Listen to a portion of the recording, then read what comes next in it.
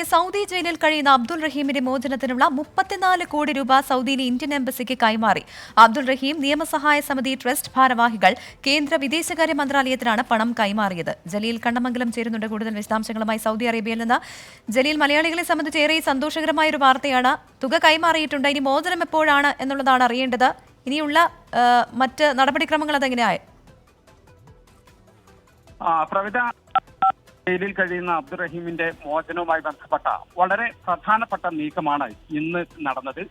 റഹീമിന്റെ മോചനത്തിനായുള്ള 1.5 കോടി സൗദി റിയാൽ ഇന്ത്യൻ എംബസിക്ക് കൈമാറിയതായി റിയാദിലെ നിയമസഹായ സമിതി ഇന്ന് അറിയിച്ചു. നാട്ടിൽ സ്വരൂപിച്ച 34 കോടി ഇന്ത്യൻ രൂപ ഇന്നാണ് കൈമാറിയത്. എംബസി ആവശ്യപ്പെട്ടത് പ്രകാരം കേന്ദ്ര വിദേശകാര്യ മന്ത്രാലയത്തിന്റെ അക്കൗണ്ടിലേക്കാണ് ഈ പണം കൈമാറിയത്. ഫണ്ട് കൈമാറണം എന്ന ഇന്ത്യൻ എംബസിയുടെ നിർദ്ദേശം കഴിഞ്ഞ ബുധനാഴ്ചയാണ് റഹീമിന്റെ പവർ ഓഫ് അറ്റോർണിയായ സിദ്ദീഖ് തൂവൂരിന് ലഭിച്ചത്.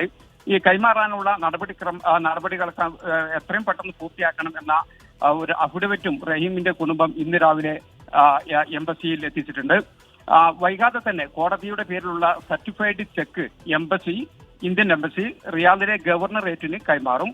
ചെക്ക് ലഭിച്ച ഉടൻ തന്നെ അനുരഞ്ജന കരാറിൽ ഒപ്പുവെക്കാൻ ഈ കൊല്ലപ്പെട്ട സൗദി പൗരനായ ഈ അനസിന്റെ അനന്തരാവകാശികളോ അല്ലെങ്കിൽ വാദിഭാഗം അവരുടെ അഭിഭാഷകനോ ഗവർണറേറ്റ് മുമ്പാകെ ഹാജരാകും.